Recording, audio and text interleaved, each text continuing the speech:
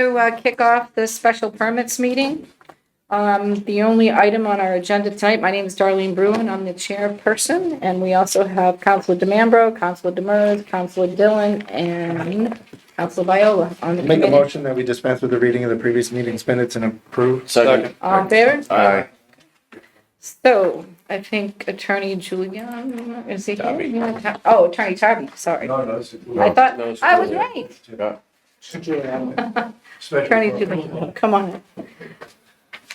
We have 20 Franklin Realty Trust for special permit under 5.69, section 7.3, and sections 15.7 to raise a pre-existing non-conforming three-family structure damaged by a fire to a new three-family dwelling in the groundwater protection district at 20 Franklin Street. You have the floor, Attorney. Thank you. So for the record, again, Attorney James Giuliano on behalf of the petitioner.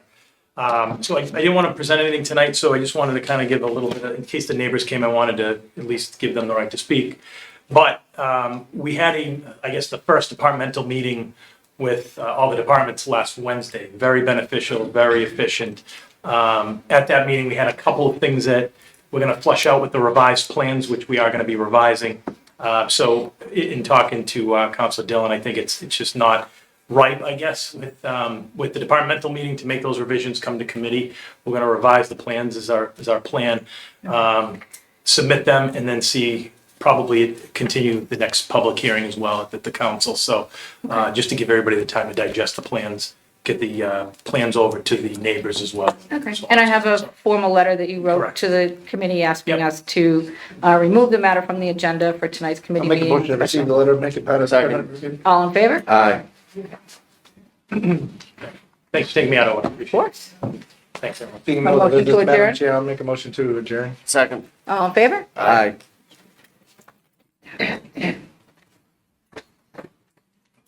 Thank you very much.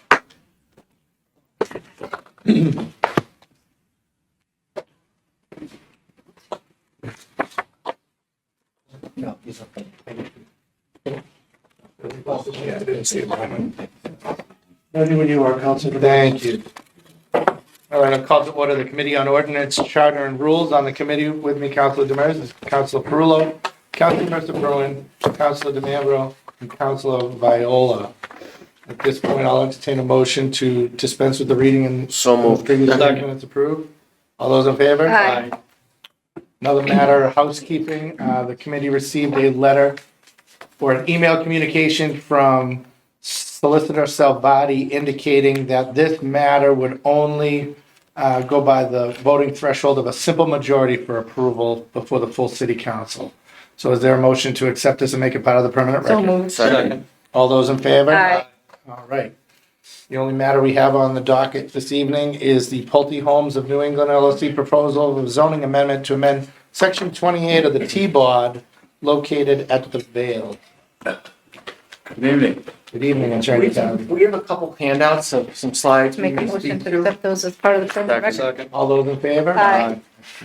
Take one and pass them down. Is that work out? That works out. If there's any extras, I can take them.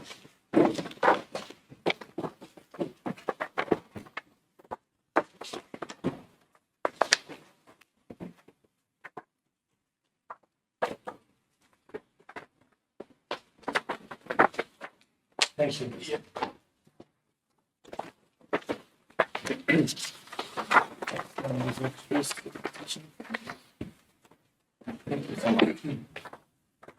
Would you like a copy? Thank you. You're welcome.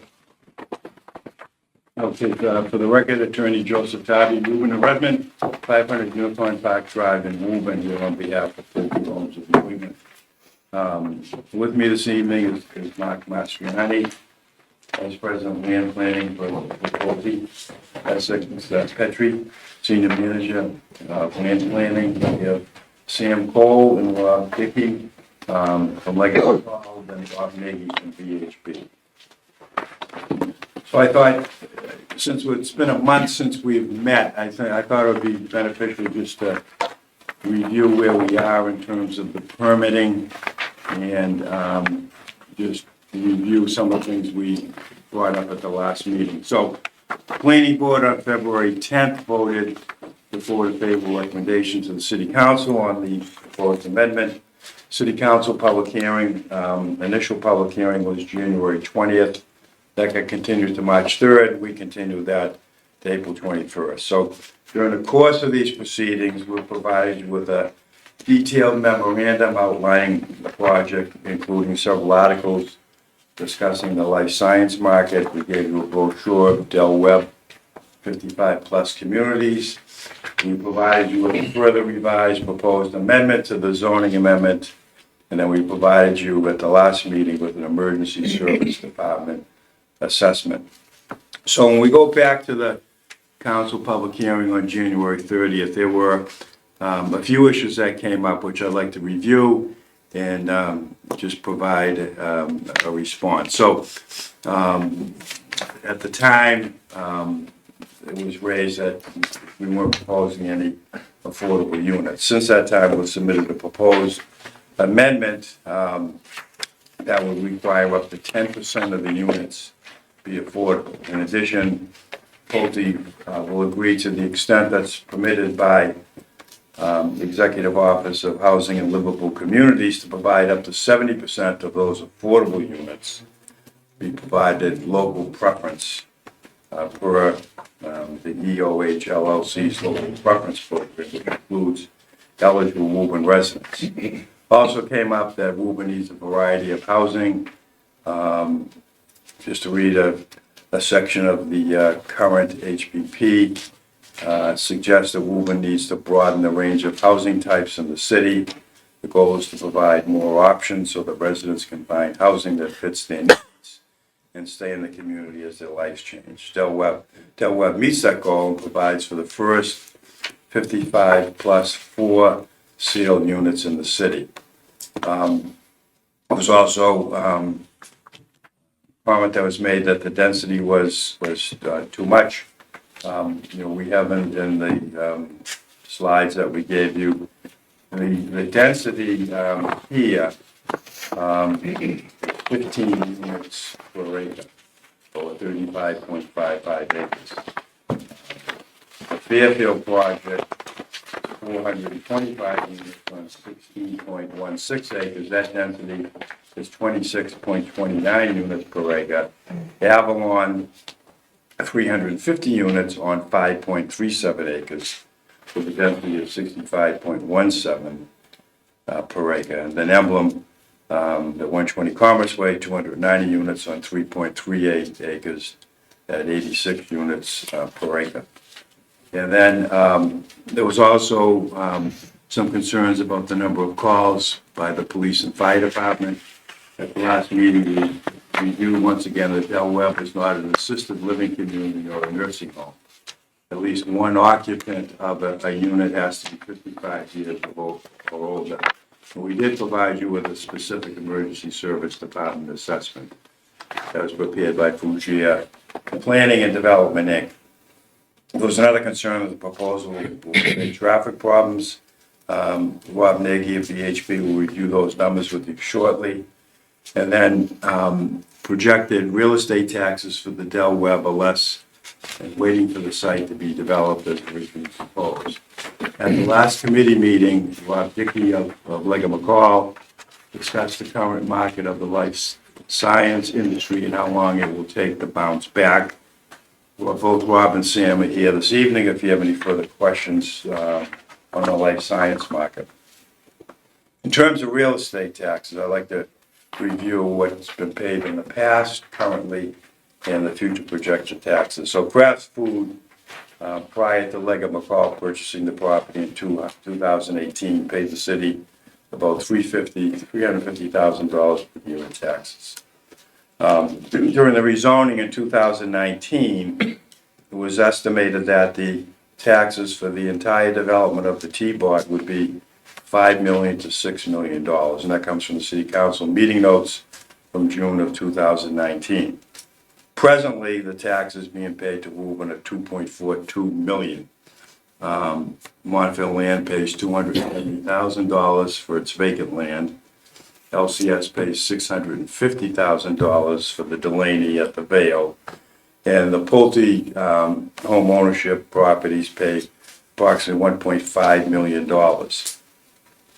So if you look at the proposed Del Webb project using the residential mill rate of $9.15 per thousand, that would come out to 3.1 million, less what Monfield is currently paying at 270 would be incremental taxes from Del Webb at 2.8 million.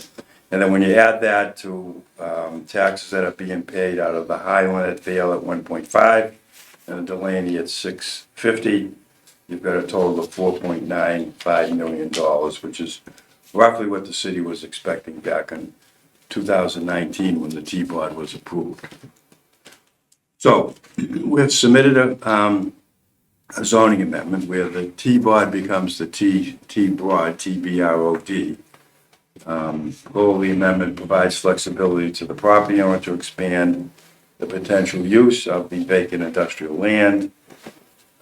The language amendments allow for up to 504 age-restricted home ownership units and requires at least one household member in each unit be 55 years or older and no resident is 18 years of age or younger. And I'll just make a footnote on that. On the affordable units, they cannot be restricted from anyone under 18. 10% of the units will be affordable, and then the amendment will kick in a requirement to update the master plan and the development agreement.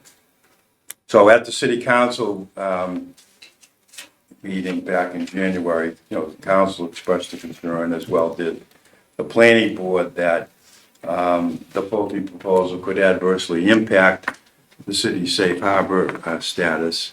Pulte heard those concerns and have proposed up to 10% of the units to be affordable.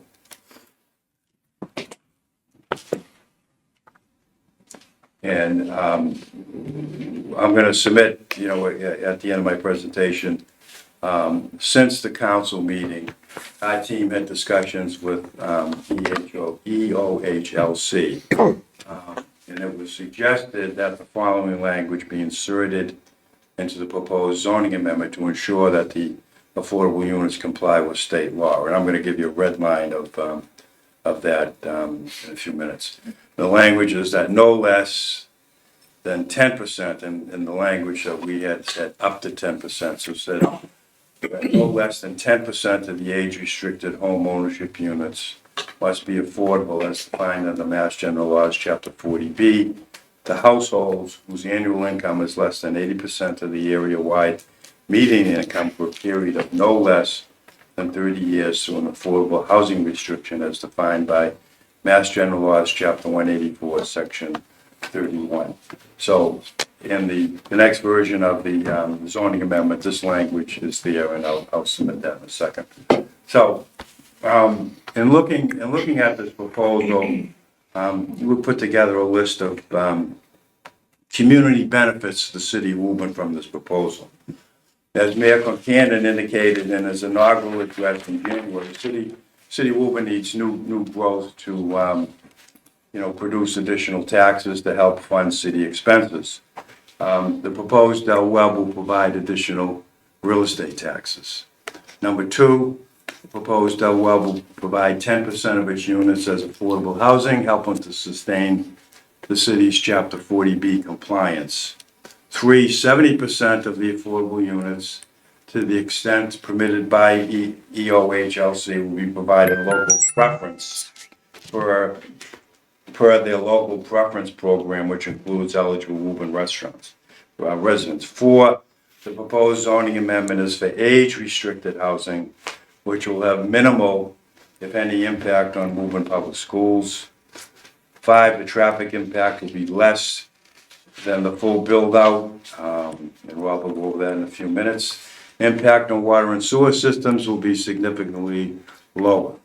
In addition to these benefits, Pulte retained RKG Associates to calculate an estimate of increased household spending that could be generated by the proposed Del Webb. The consultant's conclusion after taking a very detailed look into the local economy, estimates that captured spending by businesses in Woburn would be $4 million per year. So captured expenses mean, they look at what each household, based on statistics, is expected to spend. And I think it's close to, the total over the 504 units is close to 20 million. And they're predicting that 4 million of that will be spent at Woburn businesses. In addition, the development agreement requires that Pulte pay to the city of Woburn $1,000 per unit for each unit approved. So in this particular case, if 504 units get approved, that's another $500,000 payment. And I'm just gonna read as to where that goes. That says to be used by the city through the city council to identify and implement zoning, economic, and other strategies to foster professional retail and commercial development incentives, as well as the development of affordable housing. So that's another benefit that we see with this proposal. So at this time, what I'd like to do is have Rob go over the traffic counts, compare the full bill to what's on the table, and then we can answer questions. Great, thank you, Attorney Tarby. So I think on the fifth page of this handout is a summary of the traffic and transportation numbers. I think at the city council hearing the last time I presented, I compared this proposed project with the first phase of the commercial development that was to take place on the site out there, demonstrating that the Pulte development was about half of what was already looked at and approved as part of the assumed phase one development out there. Was asked by Attorney Tarby to show what the full build out of traffic out there could generate out here and compare it back. So this table basically presents the first phase of the project, again, demonstrating about half of the project traffic that was previously considered for phase one. But when you look at the full development, full potential development of commercial space out here that was envisioned back in the late teens, you're looking at a rather significant delta from that. This project, again, by comparison, on a daily basis, would generate about 1,600 daily trips coming in, going from the site, whereas the full build out of the commercial development is about 15,000 trips, almost a tenfold increase over that, or decrease depending on your perspective of this. So from that perspective, I sort of setting what's going to happen out here. I know there were some questions about the potential traffic impacts out here. The one thing I want to make clear is that's a weekday comparison. Commercial traffic tends to generate traffic on weekdays. On the weekends, it's still less than the full development when you consider the entire development out here. And I know that was a concern, Councilor Broden, on one of your comments about Saturday traffic and how that's going to impact some of the local streets around here. But if you think about Saturday, residential projects generate traffic over the course of a full day, 24 hours. So their peaks are not as much as a commercial project might have, as people are coming and going during those times. It's just a little bit more traffic on the overall course of the day when you compare it to the first phase of the development. When you think about it, the full build, it's still significantly less than the total traffic that was contemplated on this site, again, back in the late teens when this project first came before the city. So I think I'll sort of leave it at that, reiterate the fact that, we're committed to doing all the things that we think are necessary out here to continue to make sure that the connections of the project to the local network are still there and in place. And if there are any tweaks that need to happen out here from a traffic perspective, I think the team is still committed to looking into those and working with the city to advance those through this process. So with that, I'll sort of end my presentation and either turn back to Attorney Tarby or answer any questions. What I'd like to do is submit 2 exhibits to the zoning petition. The first one is the revision that we had proposed to the planning board, which... Is there a motion to receive that, make it part of the government record? Second. All those in favor? Aye.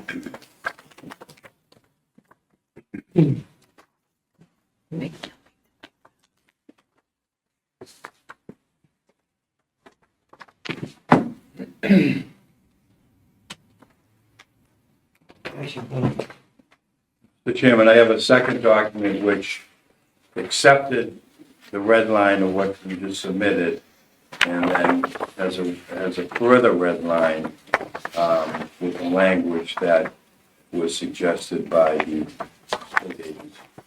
There a motion for the same action? So moved. Second. All those in favor? Aye.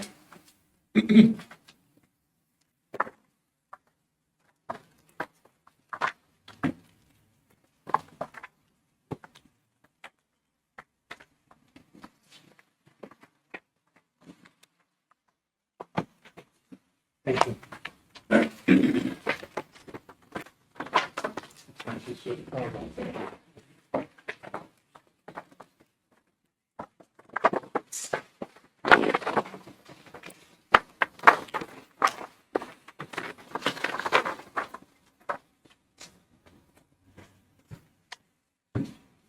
Okay, so Mr. Chairman, we have the whole team here, we answer any questions, any other. Great, okay, so I'd like for the committee to answer questions first, and then I assume there'll be a motion at a later time to open it up for the non-voting members of the committee, so I'll first open it up to any members of the Committee on Ordinance, Charter, and Rules for questions.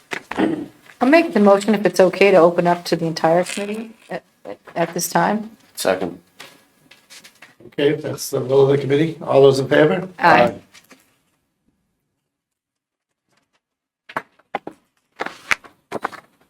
Anybody, would anybody like to ask a question after all that? President Zorro, you have the floor. Thank you, Jim.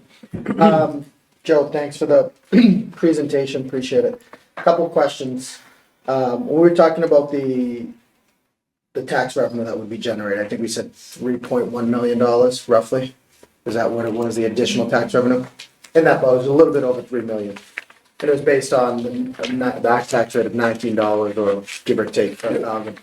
What are we assuming the average unit is priced at to come to that conclusion, right? There has to be a, Mark, do you want to address that, please? Yeah, be happy to.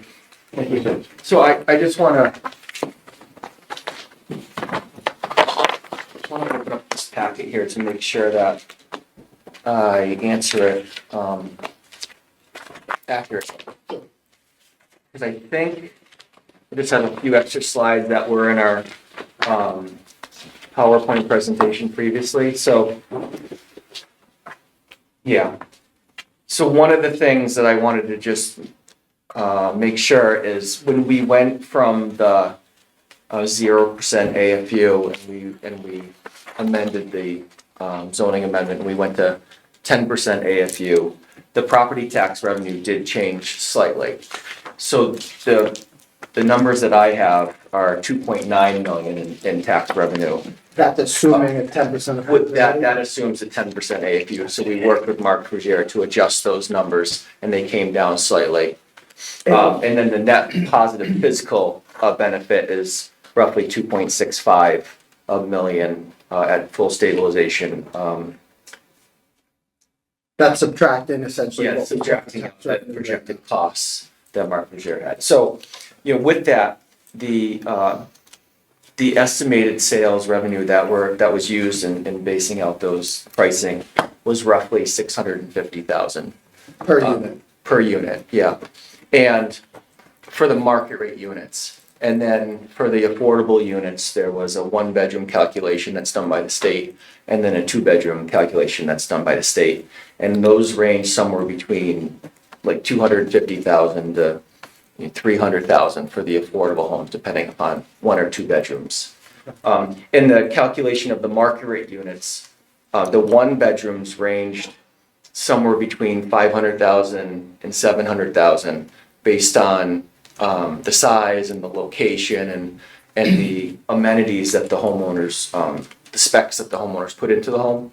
And then the two bedrooms range from around 650,000 upwards to 900,000 based on, again, location, what floor you're on, whether it's a corner unit, views. So that's there's a lot. $650,000 per unit, the 2.9 or 2.6 million in revenue seems to be potentially on the lower end because it seems like there's a lot of units that could potentially be rent or purchased at a much higher rate, Yeah. right? Is there, I know we're talking about the zoning amendment, but do we know, so out of the 504 units, has there been any calculations in terms of how many would be one bedroom, how many would be two bedrooms, and are there anything more than that? Yeah, good question. So, I'll first say that when you add in the affordable homes, when you're talking 10%, which is 50 affordable homes, that 250 and 300,000 number can really drive down the average price of all of the units. As far as bedrooms, each building has 33 two bedrooms and 30 one bedrooms. So it's a pretty equal mix of 1 and 2 bedrooms in each building. So How many then, and buildings again? there's 8 buildings, so I'd have to do the math. Actually, it's 264 two-bedroom units and 240 one-bedroom units. And we like that equal mix. It allows us to hit a wider absorption of potential home buyers, and it really allows us to hit a really wide range of sales values. Okay. Thank you. The other question, and I addressed this last time, and I addressed this offline with Attorney Tarby. 504 units is what you guys are looking for, right? I think I asked last time and I didn't get an answer, but I would like to know the answer. What is Pulte's bottom line? You know, is it 504 units? I think it's important for the council to know. While we start, we're in the negotiation stage, Yeah. right? I think we could potentially come to some sort of agreement, but I think everybody on this council would like to know, is 504 units Pulte's bottom line? Because there's a bottom, you guys are a very successful company, right? Everyone has a bottom line. Is it, I'm just throwing out random numbers, is it 400, is it 450, is it 500, is it 504? Yeah. So that's important, and it's something I'm gonna continue to ask throughout this whole process. Yeah. And if you choose not to provide it, I think it's just gonna make things a little bit more difficult. So I'm looking for an honest, upfront answer. I'd like to give you a little longer answer. Sure. Okay. So, so I heard your comments at the last meeting and certainly respect and appreciate them. We came into this process and, first and foremost, we want to be a good partner with the city of Woburn. We get a great experience working at Highland of Vale, and we're really excited about this property, and we're really looking forward to working with the city again. So, we're here listening, right? We came to we went to the planning board meeting and we listened and we added some affordable homes, which we were able to do. And we went to the city council meeting and we came to the subcommittee meeting, and we've heard a lot of comments. There was a lot of positive comments at the last meeting, and there were also some comments of things that, we could work on. And, without answering your question directly now, I would like to say we're still fact finding, right? So I'm listening. I'd love to hear from all of the counselors and get their opinions and get more comments so that, if Pulte were able to refine our proposal, then I have more information. Our team has more information on what to refine it to. We proposed 504 units at this location, and we thought that was the right number. It's 33 acres, and the design that we've put before the city council is a well thought out design. It offers tons of rooms for amenity, tons of rooms for walking paths, open space. It reduces the impervious area from the previous proposal, the approved proposal. It reduces the water and sewer usage that was already planned for the site. And honestly, the more units we proposed at a responsible level, which we decided was 504 for our proposal to the council, only increases the amount of taxes that are provided to the city. So in one way, if the impacts can be mitigated, it may be better to have more units to the city that would provide more tax revenue to the city, as long as those impacts can be mitigated. And we really thought that with the reduction in traffic and the reduction in water and sewer usage, and really the site is already disturbed, we're not increasing the footprint, and our design was, we thought it was a really good design, and we want to provide a project that, not only that we're proud of, but the city's proud of. So I don't have a bottom line. What I have is a willingness to sit at this table and work with the counselors and try to see if we can arrive at a project that works for the city and works for us. And that's, I hope we have a good discussion tonight and we receive lots of feedback and we can work together. Thank you.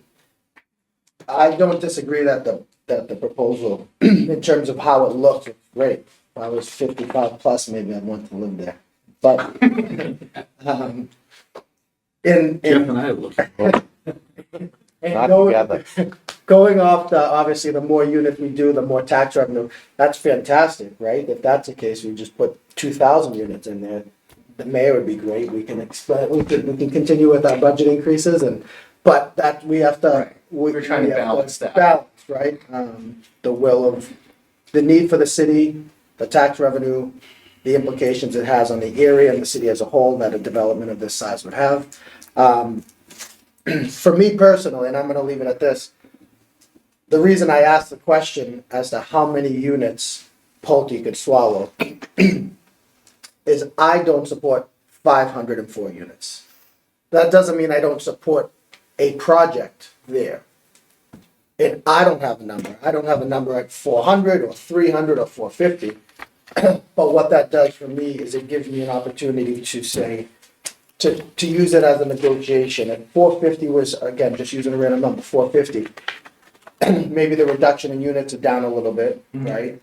So that's a concession that Pulte is going to give. Maybe I'm not looking for more from Pulte in terms of increased affordable units. That price per unit is at $1,000. Maybe it's $2,000 or $2,500. I talked to Attorney Tarby about this, like a potential concession of walkability on Montville Ave from that project up the street to Polkeyes. These are just potential, but the closer you get to that 504 units, the more I'm gonna ask for concessions. That's me personally. The more you're willing to concede on the units, and again, there's a bottom line, it's a business, you have to make money. Maybe the less concessions I would ask for in other ways, but I'll leave it at that and let other people speak. Councilor DeMambro. So, and I hear my colleague loud and clear, and I was kind of gonna ask another question, but now I'm kind of tangled up in what Councilor Toro was talking about. If you knock it down to say a 450, or you knock it down to a 400, you lose the tax revenue, and I'm assuming your HOA is gonna go up on the units? Yeah. Because obviously the more units, you can spread it out, and you can fan it out over more units, more people will pay for, Yeah, and the affordable HOA. percentage also plays in that because the affordable units have a subsidized condo fee that goes with the reduction in price, So- so it puts more pressure on the market rate units. I mean, I understand the volume aspect, but I also drive my wood every single day, and I go into the areas that are, developing, and, Fairfield is my number one. It's 425 units down there. I'm in that area of North Woburn, all the time to see, the construction's going on at 216. There's 210 New Boston Street. There's a lot of robust things going on down there. I see cars trickling in and out of Fairfield, anytime I'm down there. What do I usually see? One, maybe two cars. How long am I down there? Maybe 20 minutes, 15, 20 minutes. So, I look at trip generation, that's kind of what I base it on. I look at also Woburn Heights. I drive by that all the time. I'm lucky I see one car go in or out of there at any given time going down 38. Place Lane, I never see any cars coming in or out of Place Lane, no matter how many times I've driven by it. So I understand the component of, 504 and the concern. But I'm also looking at, the revenue, I look at the HOA, I also look at the excise tax. I don't think we mentioned the excise tax for any vehicles that are inside that complex. They would have to be registered in the city of Woburn, so you're gonna get the excise component that I don't think anybody might have mentioned. So, what I gravitate towards is what I see there now, and I really like this rendering that I see here. I think it's very, very well placed, and I like the design.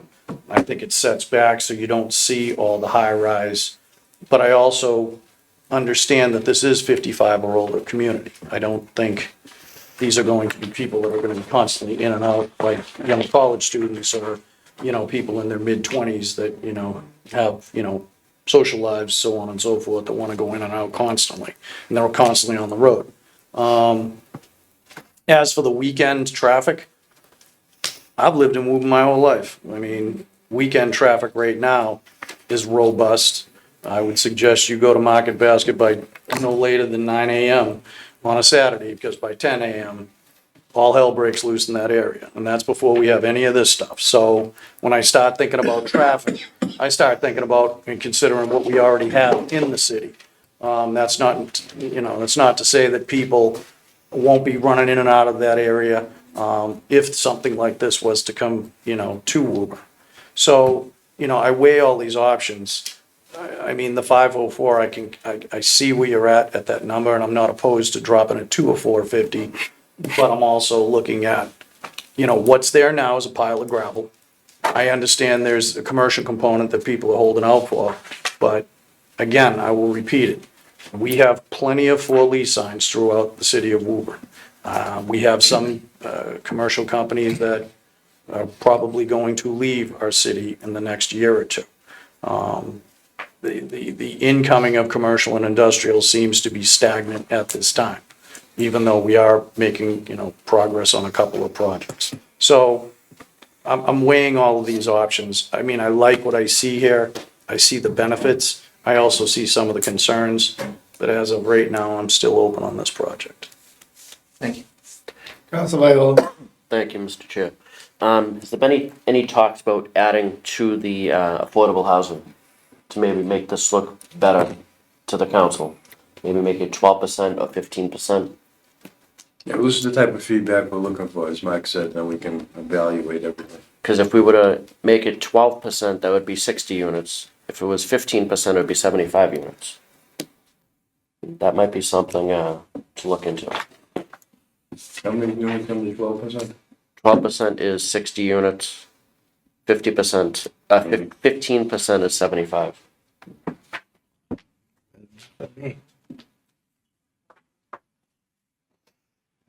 Awesome. Anybody else? Council Dillon. Thank you.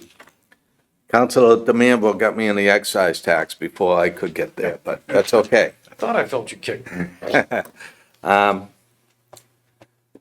Question, has Pulte looked at any of their studies as far as people buying their over 55 product to see if they also have summer homes, winter homes, which will affect perhaps less traffic use? I don't know. Yeah, so I don't have real actual data that I can communicate. But I do know, like up the street at Martin's Landing, we have 502. I thought it was 504. We have 502 units in North Reading, Route 62, just up 93. And we have a wastewater treatment facility there, so we track flow. And last year, we were running in the 30,000s for sewer flow for the community. In this winter, the sewer flow dropped down into the mid-20s. So, to me, we were experiencing, that's an age-restricted community, very similar 1 and 2 bedroom homes like we're proposing here, that there are quite a bit of snowbirds, if you will, people that, move to their, or relocate to their Florida home or their Carolina home for the winter. I don't have the exact numbers, but that is a real, tangible occurrence that probably does happen, whether it's, 10, 20, or 30% of the homeowners probably have a second home. Thank you. My second question is more for the marketing guy here, who knows all the numbers on what's hot and what isn't. If we look at what was originally proposed, the over 1 million square feet of life science, 10,000 square feet of retail, and the 60,000 square foot medical office building, I think we can all say a lot of that is flat. From the little bit of research I've done in the last few days, the medical building seems, the medical office supply particularly in Woburn, seems to be holding its own. But obviously you can't just take that one piece out. And I just want to bring up the fact that when April of 2022, Mass General Hospital and Brigham and Women's Hospital withdraw plans for a patient for the Vail site due to the fact that DPH would not recommend the site approval. So it's just another part of that, what we have there now. We can't wait for a big hospital to come in because there's already a precedent that they weren't allowed to go in there. Now, with that said, again, medical office space seems to be holding its own compared to the others. Is that correct? Yeah, just to address that point, Councilor Dillon, we have made proposals to some of the major healthcare systems since that Mass General Brigham building was squashed at the state level. Those proposals have gone nowhere with some of those other user groups. But you make a very good point in that those healthcare uses generally do require determination of need, which is done by the Department of Public Health at the state level. So zoning is one thing, getting approval for it at the state level for a larger medical facility is another thing, which unfortunately the Mass General Brigham proposal had its end at the state level. Thank you. Appreciate it. Sir, I wasn't at the public hearing. Could you identify yourself, please? And Sam Cole, Thank you. Properties. Thank you. And just my last point, and again, I was on the council when we approved this. It just shows how quick the market can shift. Can it shift back to the positive? There's a lot of inventory out there. As Councilor DeMambro said, I drove around recently just checking out full lease, commercial, office space, businesses. There's a lot out there. We are at a point that every bit we can plan for the future to help us with the tax revenue, it's important to look at and take a real serious look at. Thank you very much. Anybody else?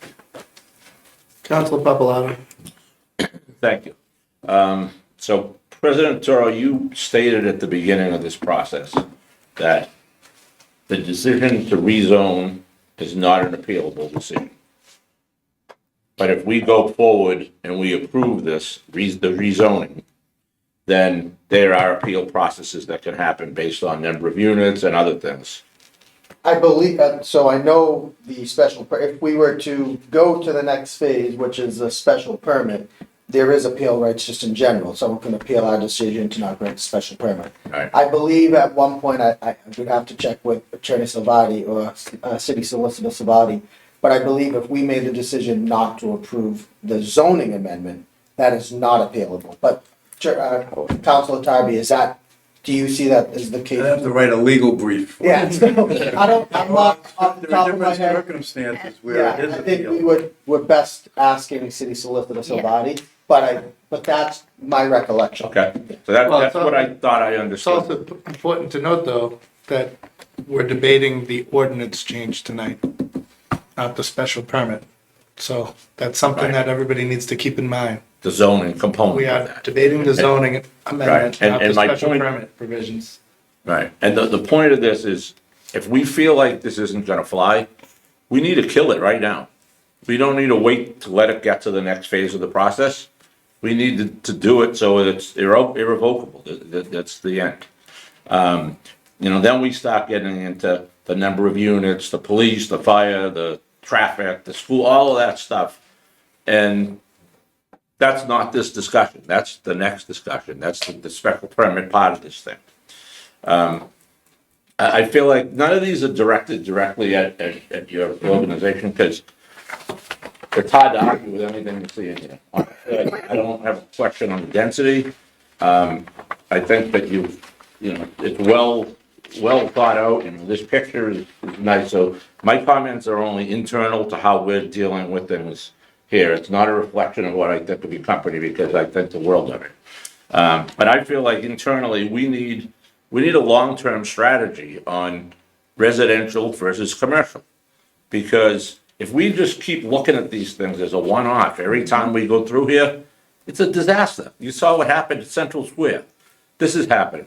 We got 2,600 units coming at us down at the MBTA. And not only that, but when we look at that, the whole shift of this, I feel like this group is underestimating the shift when we get bigger on the residential side and smaller on the commercial side. And I really feel like you should spend some time getting educated. I spent a lot of time getting educated on this. I know a couple of guys did the same.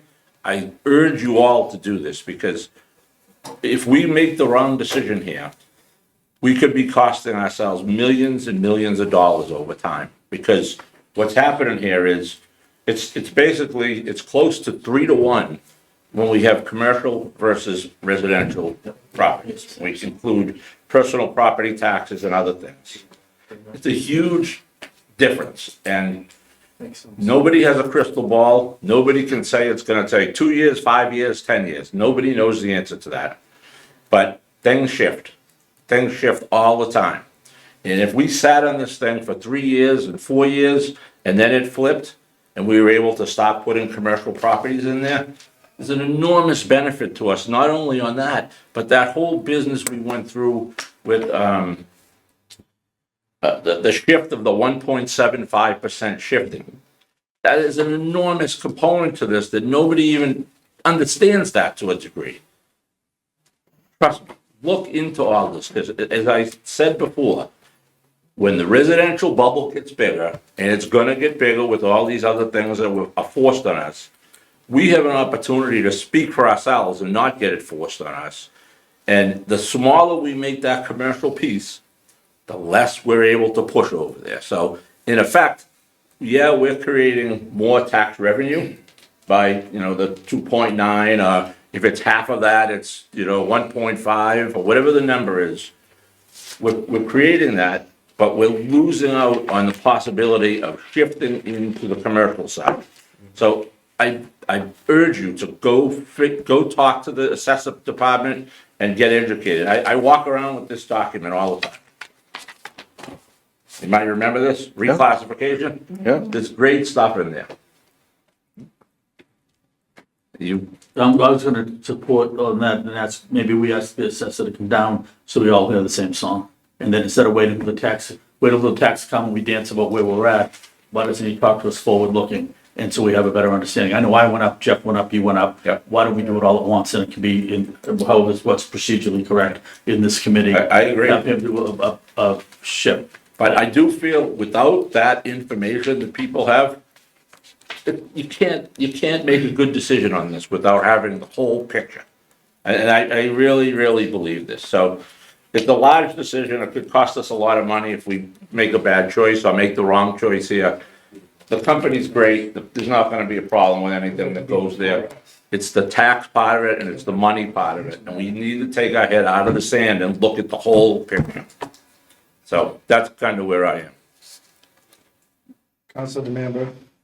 So I went up and I talked to John Conley. And I agree with you. Just for the record, John Conley's the assessor for the city of Assessor of the city Woburn. of Woburn. and I went over the residential as opposed to the commercial and industrial aspect.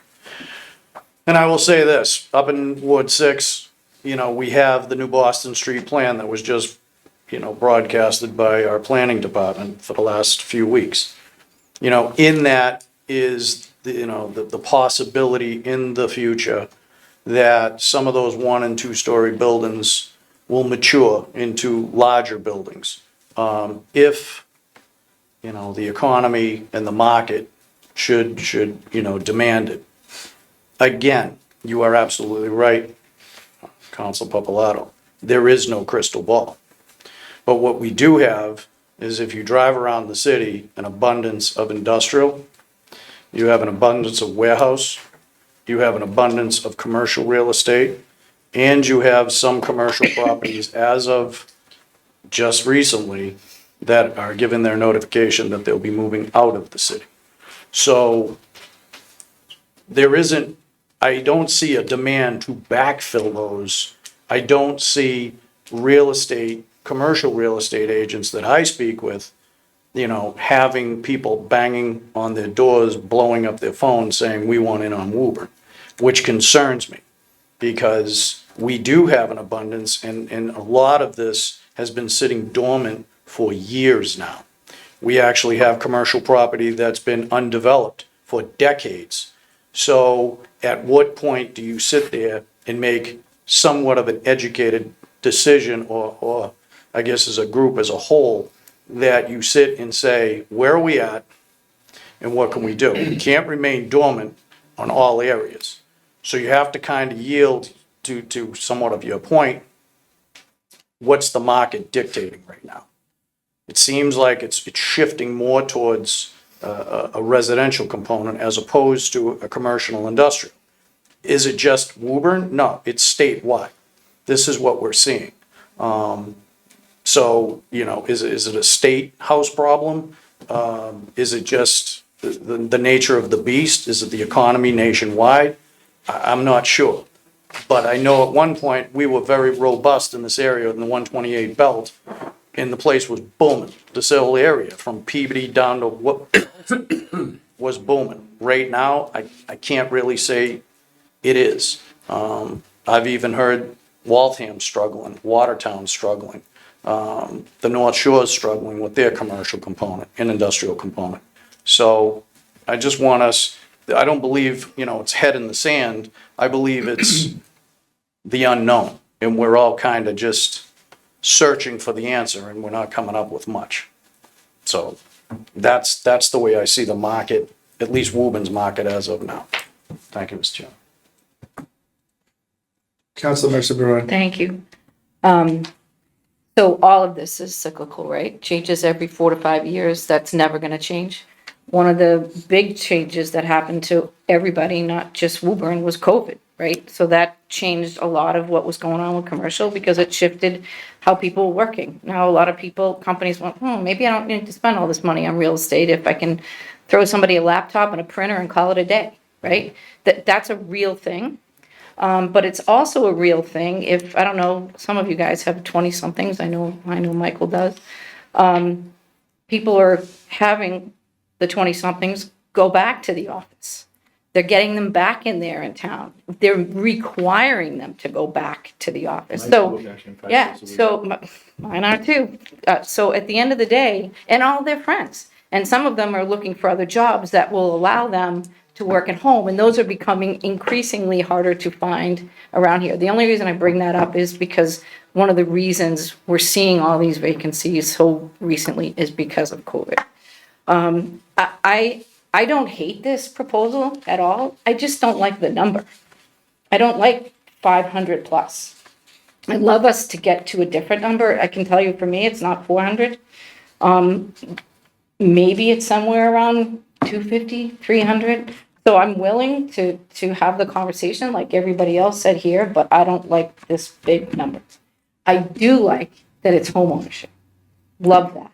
Love that people are going to come in, they're going to buy property, and they're going to hopefully they're spending enough, you're spending $900,000 on a condo. It's unlikely that you'll rent it out, I think, unless you've got lots of money to burn. You never know. But at the end of the day, I don't imagine it will become a whole bunch of rental property, which we need that too. We don't see So I like it for a lot of reasons. You guys do great work. I just don't like that number. So hopefully we can continue those conversations and in terms of the traffic, it's gonna cause traffic. Let's not pretend that's not gonna happen. It's gonna cause traffic for sure.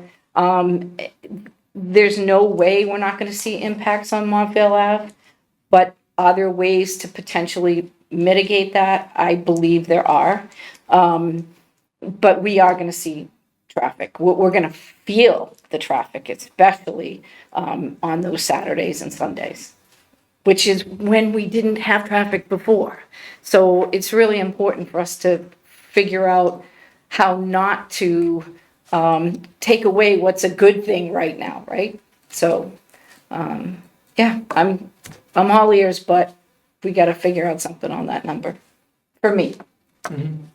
Thank you. Thank you. Please. Thank you. This is almost like a perfect storm, I feel, because on one hand, we're talking about lower units, which are gonna equal lower revenue. On the other hand, we're talking about lower units, which will lead to less affordable because the contractor cannot afford to do the affordable units. The proposed amount right now has the affordable 10% in it. That was a concession made by the developer. They don't have to do that.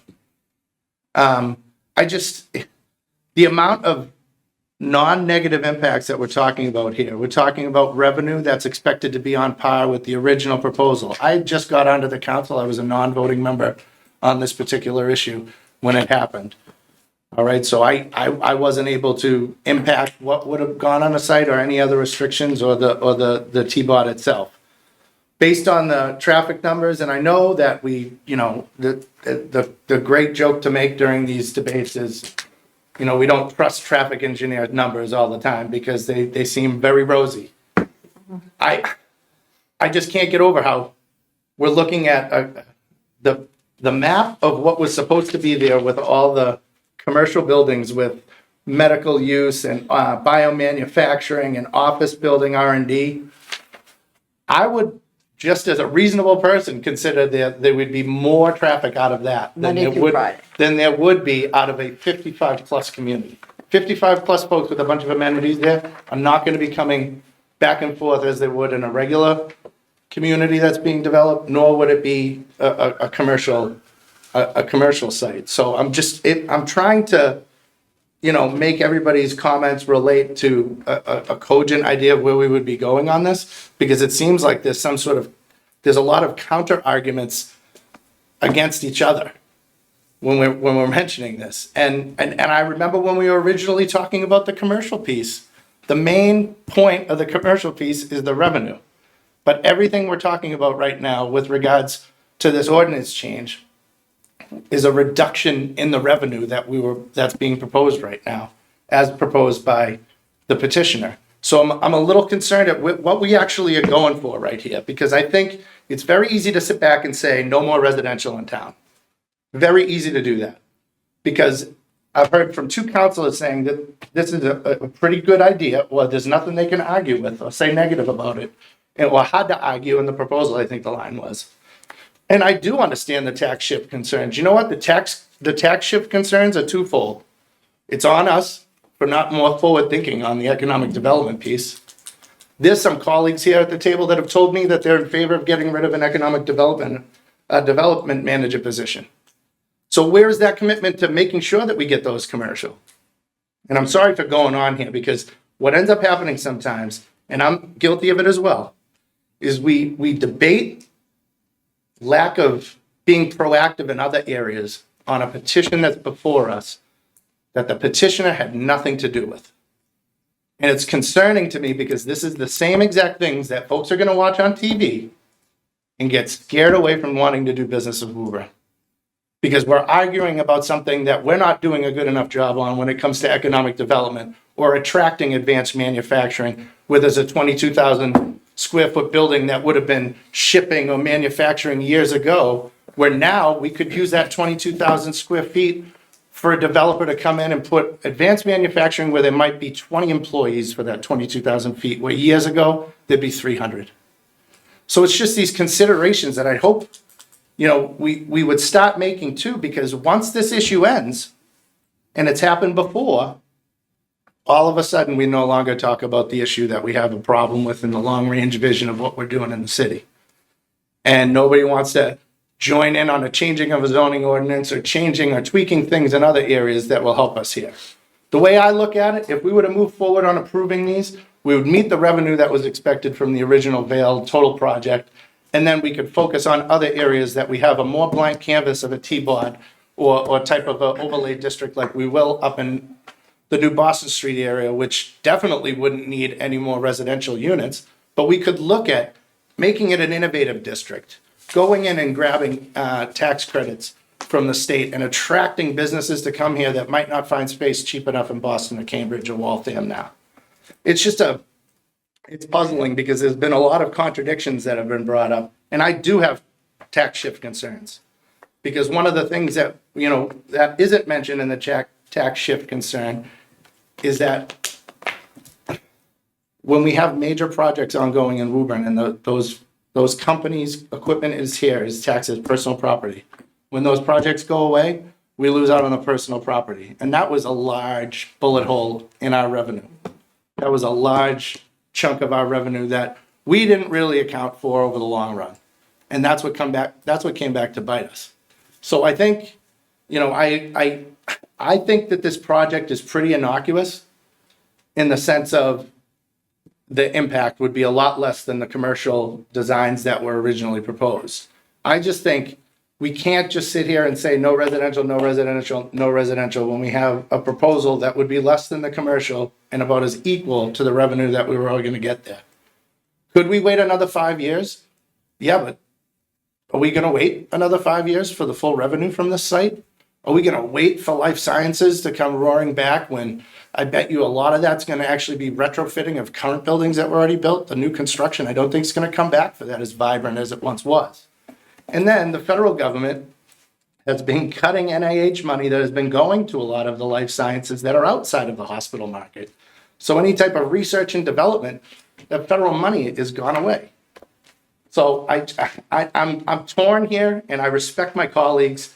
It's just it's tiresome hearing the same old song and dance when we work through these debates and we're arguing about something outside of really what the proposal is, and more so our concerns about how everything else is going in town and what we need to do differently, and we just take it out on one proposal. So I just ask my colleagues to keep an open mind on it. If there can be tweaks, I'm all for making negotiations with the petitioner to make this a more attractive idea. I just think, are we looking for the revenue? Are we looking to not have any residential, even though it's 55 plus? There's questions here that I just don't see it getting answered. I think we're just on a wheel and it's just, we're not getting anywhere on it. So that's just my 2 cents. I'm not trying to influence anybody's vote as the chair of the committee. I sat back and listened to everybody, and, I have my concerns with this project, but I go, what's next? I had a pretty innocuous life science proposal being proposed at the Showcase Cinema site. Now there's going to be filings for Home Depot. Home Depot bought the movies. So you got to look at that as the impact of, it could have been very innocuous, but there were certain tactics being made that made people really concerned about that type of a project there. Now I've got a total flip on my side of the ward as to whether they're in favor of a type of a Home Depot project, or were they in favor of the life sciences for the more innocuous use of the site. So I'm just saying, be careful what you wish for, because a lot of those commercial sites might not be the life science piece that you folks want to see. It could be something else. And if they come in and they're able to on those commercial sites, it'll cause more traffic. Trust me. But that's my 2 cents. And I apologize and thank you all for your edification through my rant. Councilor Frullo. Briefly, these 3 more cents, really not relevant. The petitioner tonight conceded between $17.5 and $20 million on making the adjustment to the 10% low income. That's, he gave us back off the top of his project, that's one. Number two is, banks currently aren't even writing mortgages for new office building construction. And then the third thing, as far as work from home, just to support yours, a financial institution in Boston, Monday through Thursday in the office, they can work from home every other Friday, and then 2 major law firms, 4 days a week in the office, no arguing. Councilor Mercer Burns. Thank you. I think one of the most important things we heard tonight is exactly what Councilor Papalato said. The What new was that? council, Enlighten me. you were the only one who said, let's step back a minute. Nothing wrong with that. Absolutely nothing wrong with that. Because at the end of the day, maybe we should have the fortitude to wait it out for a commercial project. Right? I think we need to take a step back. This site is too big to say, let's just plow forward. I appreciate what you guys have brought forward, but I do think that was probably the most reasonable thing I heard this evening. Thank you for saying it, and let's take a step back. I'll get you the tape, Billy, so you can hang on to it. I appreciate Councilor Papalato bringing up the tax shift, because I did wrestle with that. As a matter of fact, Councilor DeMambo and I talked a little bit about that. And it's easy to say, and this is probably gonna come out wrong. Well, let's just do this one, then we'll worry about it. But I don't see anything else that's gonna help us in front of us coming anytime soon to help our tax situation.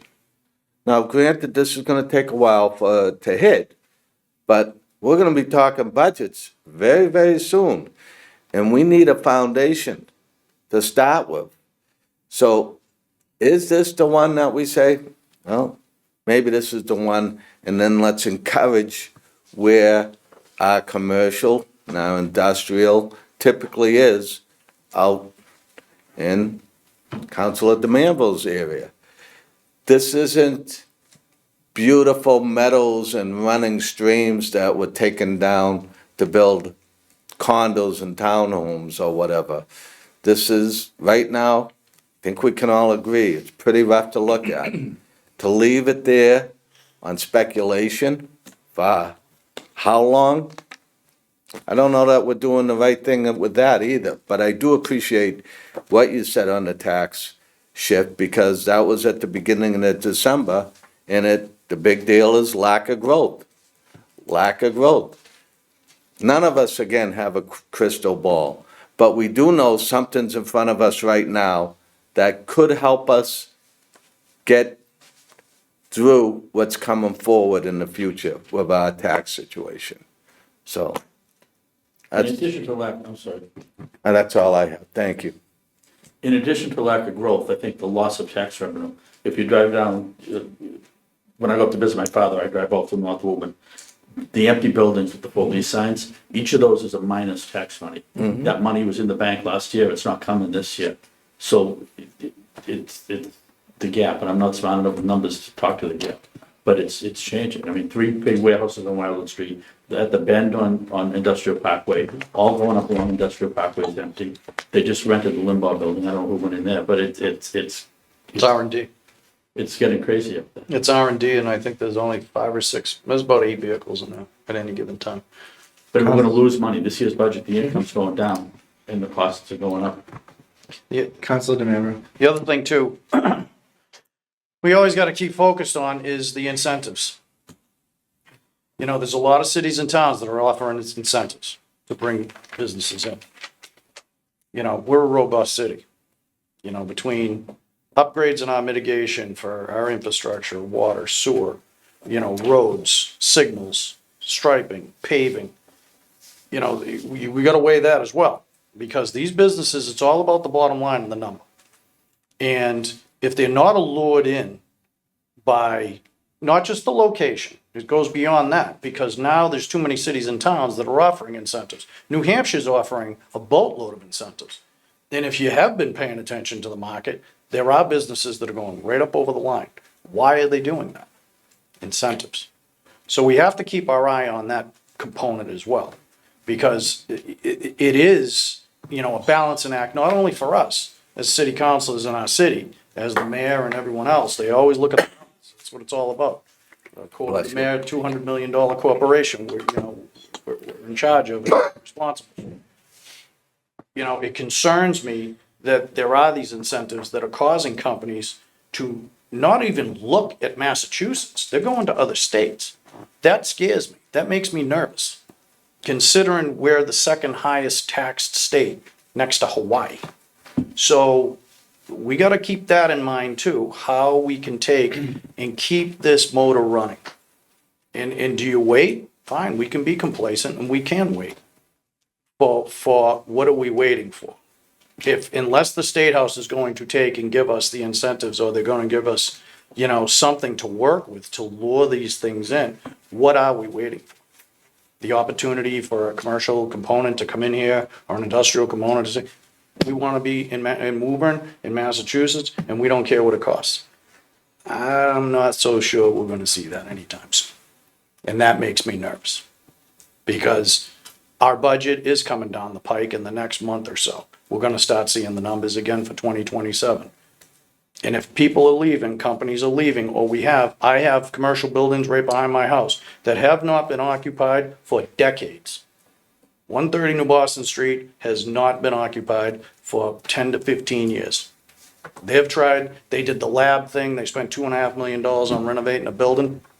They're in the process of throwing some of that stuff up to try to go back to, commercial space, just offices with cubicles.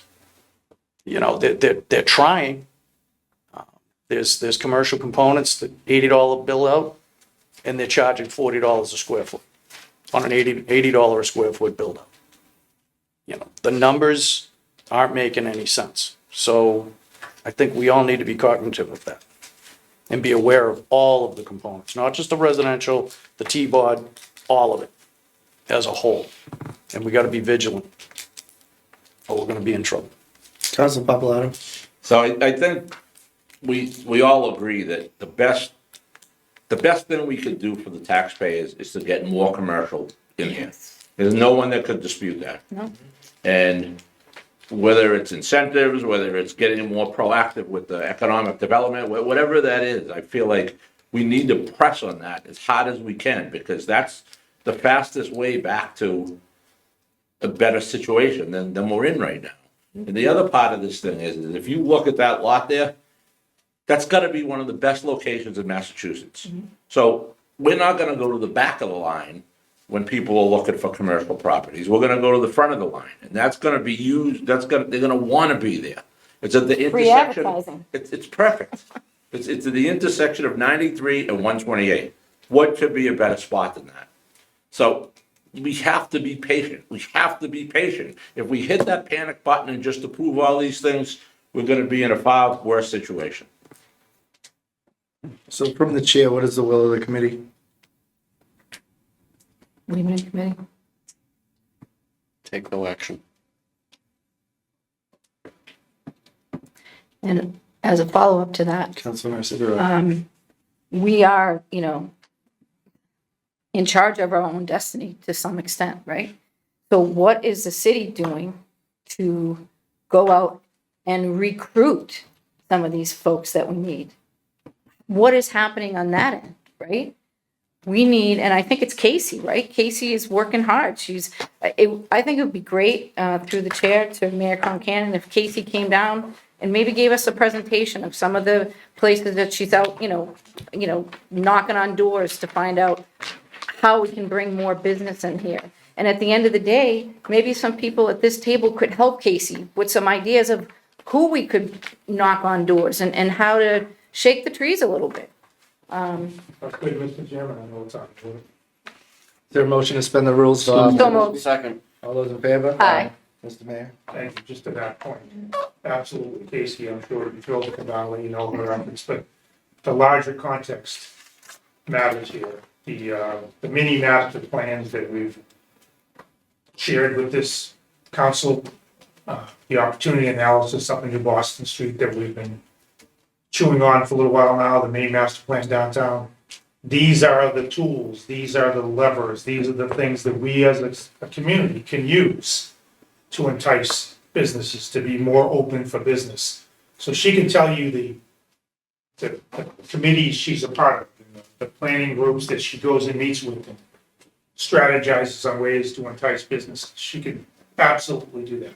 But I think she's also gonna make sure that we're talking about those master plan opportunity analysis menu items, so that we as the community can act on them and say, okay, it's time. Let's rezone this area in a certain way, because we've got information that these types of businesses need that in order to come here. So I think it's a great time to have that conversation.